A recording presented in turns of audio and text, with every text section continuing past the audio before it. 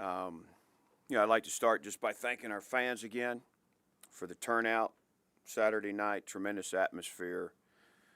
Our players certainly appreciate that, as do the coaches and myself. You know, tale of two halves, certainly. You look at the film, some really good things we did in that game, and then certainly some things that are not up to our standards, things that we have to improve on. So it was an honest assessment. We're going to lean into the things we've done well for 2 weeks and continue to make the corrections and improvements more quickly on the things that need addressed. But certainly some areas where we have to be better, where we have to get healthy, and then some areas that we can build on and grow from. There were certain positions that played better than last week, certain individuals that played better. There were certain units that played better. Thought we ran the ball a little better. Thought our pride coverage was what it needs to be. It's got to continue throughout the year. We put some drives together that were balanced in that first half, spread the ball around. We were better in the red zone, not where we need to be yet. We blocked better in the perimeter early, which helped us spread the ball around. The takeaways, critical in that first half. So having the, finishing the half with the ball and points, you'd like to have touchdowns, but that's back-to-back weeks where we get some points. We don't give them the opportunity to do something before the half. But, the second half, it was a compounded issue. We weren't able to drive the ball. We weren't able to get a first down. And, protection wasn't good enough. We didn't block well enough.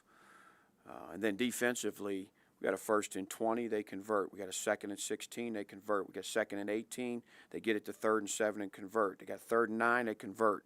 3rd and 13, convert. It wasn't any one thing. When you look at the film, you say, okay, what's the problem? What were the issues? You write them down, you look at them, you talk to the players about it, you correct them. Is it something we're asking that they can't do? Is it unrealistic? Do we got to execute better? Do we got to teach it better? So you dive into all that to make those improvements. And I'm not taking anything away from their quarterback or their team. It's a pretty good football team that we lost to. But we got to be the team that we were most of the game against South Carolina, and then the team that we were in the first half against Vanderbilt. That's the team that we're leaning into. There's positives to build on, and there's improvements that we have to make, and we need to make them by this weekend. Take some questions. I know coaches always talk about putting a loss behind you. Is that easier said than done sometimes with the players specifically that are maybe a little more emotional about things like this? Yeah, for our team, we expect to win both these games, and they're confident and they believe that. So those guys are disappointed in the way we played the second half, disappointed that we didn't come out with a victory. I think, again, you've heard me say this, I like going out on Sundays. You make the corrections, you dive into the film, you do all those things that are, sometimes it's difficult. Guys not doing what they need to. Maybe it's a poor call by a coach. There's ownership, there's honesty, and that's where you grow from. And we got to grow a bunch from both of these losses, and to be the team that we can be. And there's, and I tell them we don't get discouraged. There's too many good things. There's too many positives that we can build from to be the team that I believe we can be, and that they believe they can be. So, got to practice better. Got to make sure we teach better, coach better, listen better, to eliminate some of these things that got us in that second half. And we got to get healthy. Brent, what did you sense in the team's mindset, their attitude after the game, and has that changed in the walkthrough practice Sunday and leading into early this week? Yeah, that's kind of what I was just saying. I think going out on Sundays, it helps get it behind them. They own it. They see what went wrong. It's coached through. It's talked about. Questions are answered. And it gives you a pathway forward.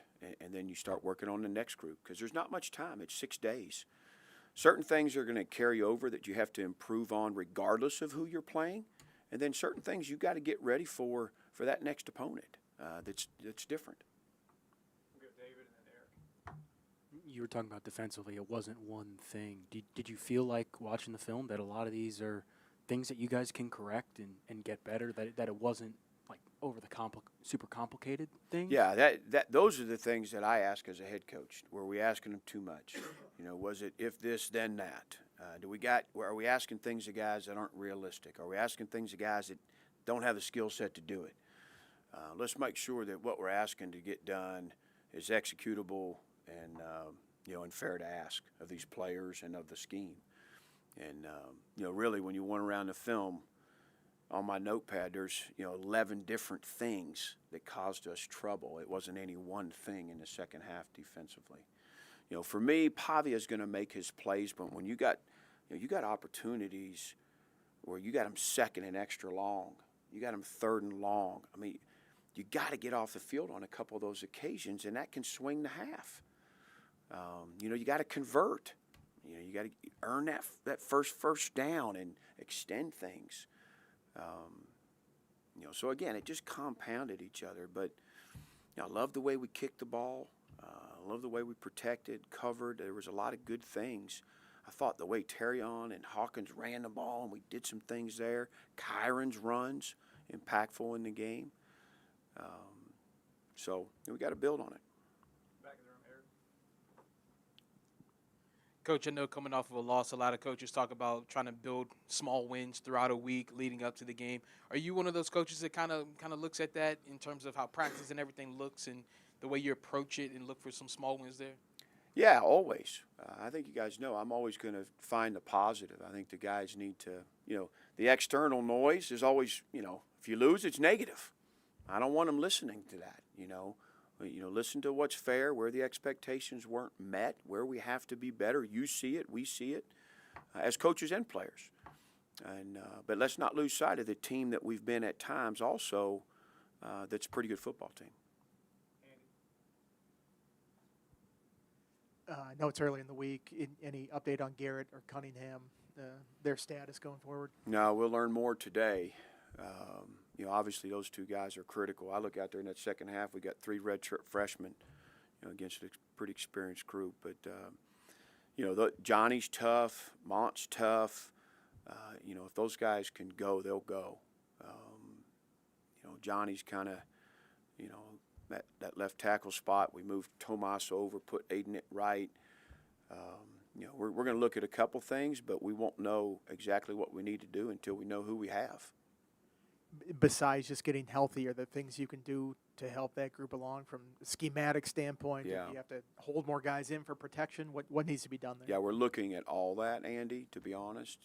Slide protection, max protection, chip, quick throws. If we go in there and we don't feel good about the matchup and protecting, we got to have a plan B if we're not able to do that. Really, plan B, C, and D. These are the things we'll go to and lean on if we're not able to protect like we need to. Was that something maybe you didn't see in the second half? I mean, it seemed like Vandy was very much bringing the house on everything when they saw him. I think I think it was probably known to them that we didn't have much depth. Brody wasn't dressed out. Muskrat hasn't played. And when Johnny went down and Montavious left the lineup early in the first quarter, if I'm a play caller, I'm going to turn it up and test the offensive line for sure, test the protection.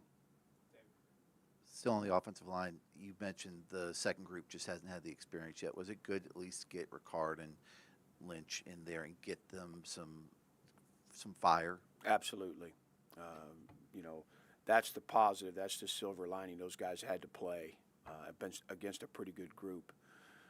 If you remember last year, Xavier Chaplin played one snap against Old Dominion. All of a sudden, Johnny Garrett, as a redshirt freshman, has to play. It was a great experience for him. Getting those guys the opportunities, I'd rather have it come in different places and at our discretion. But, those guys are growing up fast. We talked to Heath last week. Didn't get to see the field. Was that just because matchups or injuries, and do you expect him to have a role this week? Yeah, ironically, he got dinged up the day that he spoke to you guys after practice. So we didn't know for sure if he'd be able to play or not. He got a little better as the week went, but not well enough to play. When I spoke to him before the game, he said, "Coach, I'm an emergency guy if you need me," but he wasn't 100%. Coach, the offense had some success against South Carolina with those deep shots, 50-50 balls. Didn't see as many of those connecting against Vanderbilt. Was that just due to the pressure, or was there something else Vanderbilt was doing? No, honestly, in the first half, it just wasn't the opportune time. We were mixing it up and running it and throwing it and spreading the ball around, staying on rhythm. It just, I looked for it too because I like our shots. And, it just wasn't, it would have been forced. In the second half, is there a way to kind of get a few? I think we threw one and it was a PI. Is there a way to get a couple more of those down the field and give those guys a chance? I think so. Let's go David, Eric, and then we'll go to Zoom. Jarikas, we haven't seen him a ton, but he caught a touchdown and he also paved the way on Kyron's. What have you seen from him and just his growth? Yeah, he's taken a step the last 2 weeks. Coach Davis has done a nice job with him. He's got a good skill set. He's a hard worker. It's finally kind of slowing down for him where, he looks more comfortable out there playing. And obviously we were very happy for him, excited for him, his first touchdown. But on top of that, he played his best game, played his most extensive snaps. Harry's been a little banged up, so there's been a little more onus on him. And I thought he did a nice job. Good step. What do you make of this ODU offense and that quarterback? Yeah, it's scary. I mean, you look what they challenged Indiana and hung around and stayed in the game. Really, both sides, defensively and offensively. The quarterback took 2 to the house, so he's proven that that he can do that. We had one of those against us last year. They spread you out. They make it hard to have depth to your defense with the way they align and formation you. And so when one gets out, if they've got the speed, they can take it the distance. But he's a competitor. He's really a quality runner. I think they're committed to running the ball. But he's, I know he threw a couple to the other team in week 1, but he was much better in week 2. They're challenging. And I think defensively, this is one of the stingiest defenses I've seen in the red zone. They were that way last year against us. They were that way against Indiana in a number of opportunities. They got a good plan down there, and they make it challenging. But that game with Indiana, there was a punt return for a touchdown, 90 yards or something. Outside of that, I mean, they were pretty stingy, and ODU was able to do enough with the ball to keep in the game. Along those lines, I was going to ask just the matchup in the series with ODU as overall. I know it's been renegotiated before the season and such, but what have you come to appreciate about just the competition level that program has brought out of you guys and kind of, had you guys step up perhaps the week after and so? Yeah, this is a good bunch, and obviously I know, Coach Ronnie, and ton of respect. I know how these guys are coached, the type of guys he's bringing in there, his staff. I mean, they're going to be competitive. You look at their schedule throughout last year, I mean, it was a close game after a close game, and they lost more than they won. But, there were moments in our game last year where, they were giving us trouble. Despite the way the score looked at the end, it was a better game than that. I think Indiana's a quality team, clearly, and they gave me everything they wanted in week 1 and then, rolled it up pretty good on Central in week 2. So, these guys, we're familiar with a lot of these guys. So, and it's been, I think it's 4-2 in the series. I mean, we hadn't won over there till last year, and, they'll come in here and give us a tough battle. I know that. Let's go to Zoom for a couple. On Zoom, please use the raise hand feature to ask questions for Coach Pry. We'll open it to questions and start with David, please. Brent, along those lines, have you and Ricky talked since the announcement that the series would be pared back? Now, we talked a little bit prior to the announcement, but Rick and I have we've said multiple times, it'd be nice if we weren't playing each other, where we could talk a lot more. And about our teams and our process and the way we do things. But with the way we've played each other pretty consistently, it hadn't allowed us to do that. And from what you can tell, what do they lose now that Henderson is no longer playing? First of all, ton of respect for that kid. Love the way he played linebacker. From what I've learned from Rick, what this kid's about, my heart goes out to him that he couldn't finish out his career the way he wanted. Really quality linebacker who'd overcome a lot. So, but they've got guys. He didn't play against us last year. The guy we'll see this year, 38. He played against us last year, and he's played a ton. And I would imagine that he'll be the guy we'll see.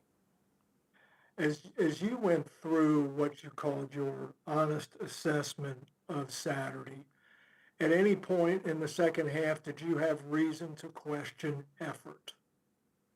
No, I didn't question effort. I did question if the guys were tired. Oh, I questioned, if I overworked them last week. Performance staff doesn't feel like we did, but I didn't think we had the same pop. When I watched the film, probably more so than on the field, I don't know, the defense may have gotten a little tired with the 3 and outs offensively and the drives by Vanderbilt. But, I think you look at that film, there's a difference in explosiveness in the first half versus the second half. do you attribute that at all, Brent, to the short week?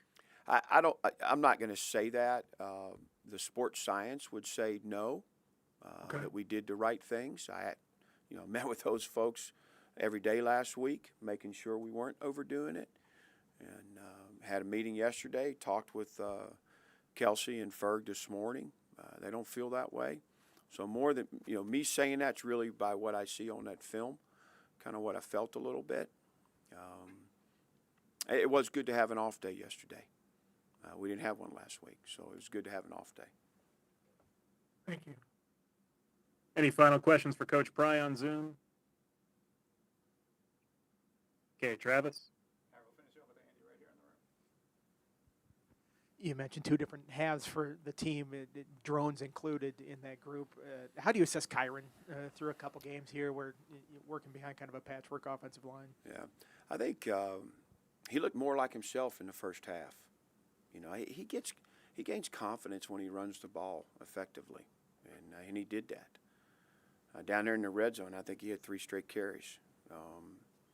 He had a nice long one in the open field where he delivered a good blow to the defensive back and made some good throws. I think the throw to Benji, that's one we got to make down our sideline. But I think it's probably unfair to try and evaluate him in the second half. There just wasn't a lot of time. I don't think there was, there was a play or 2 that I think he wished he'd have back, but maybe a couple decisions down in the red zone in that first half.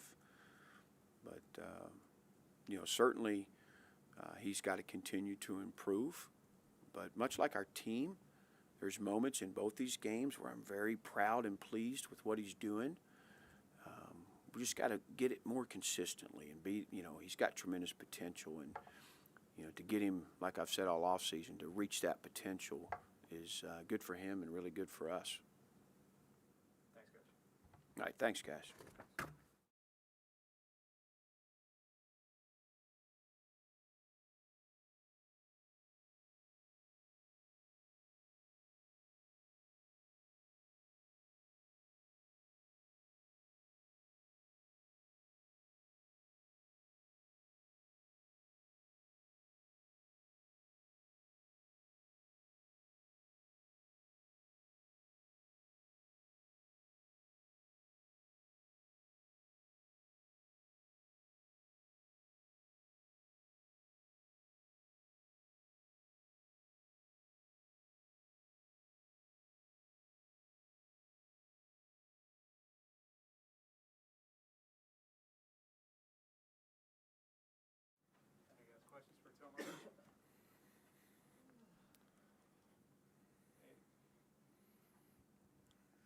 Tomas, what is the sort of team's mood after a game like that? How do you regroup from a second half like that?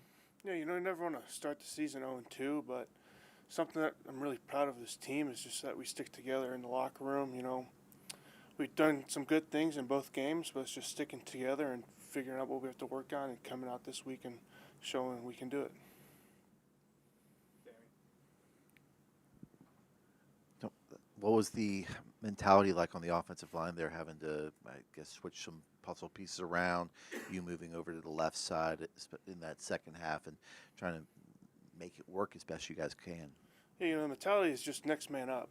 If one guy goes down, we've banked reps all throughout fall camp playing against different guys. So the expectation is any guy can jump in there and we don't skip a beat. What do you think about the fact that Tommy and Aiden were able to get some reps against like a starting defensive line and getting that experience when they hadn't really gotten it in their time here? Does that help them in the long run? Oh, yeah, it definitely helps them in the long run. And I feel like them being able to step in and do a good job just shows how mature they are, and they're only going to get better from here on out.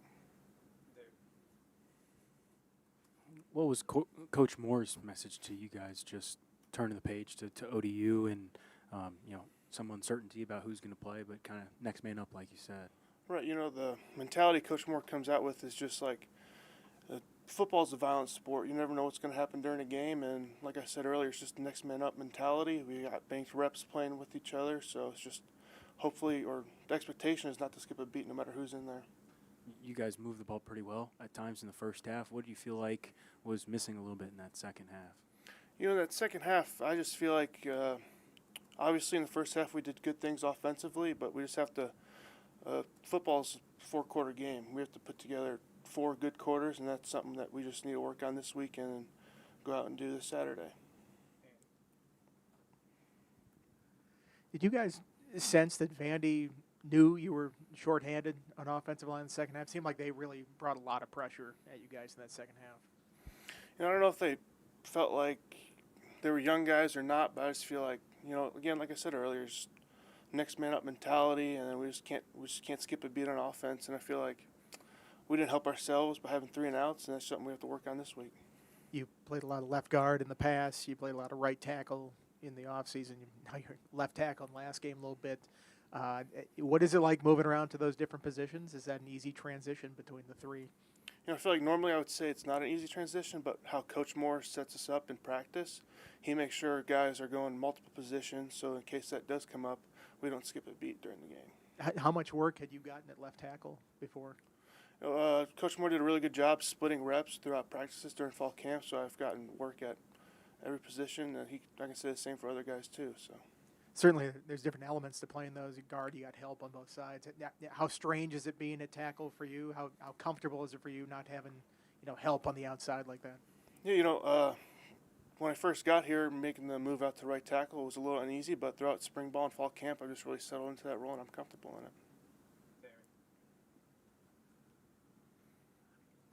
What's been the team's mindset once you went through corrections and entering this week of prep for ODU?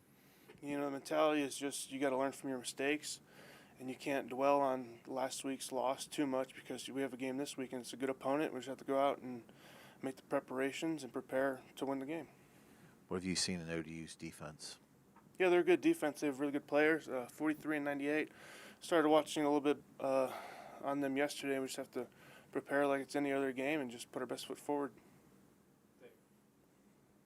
Coach Pry was saying on film, ODU looks really, really stingy in the red zone. What makes them kind of so good in that area, in your opinion? Yeah, I watched the Indiana game yesterday, and I think they had like 3 or 4 stops in a row. I just feel like they're a team that really bows up in the red zone, just make them kick a field goal rather than give up 6 points. Let's go to Zoom for a couple. On Zoom again, we'll open it to questions for Tomas. Any questions on Zoom? Okay, Travis. Anything else in the room for Tomas? Thanks, Tomas. Thank you, guys.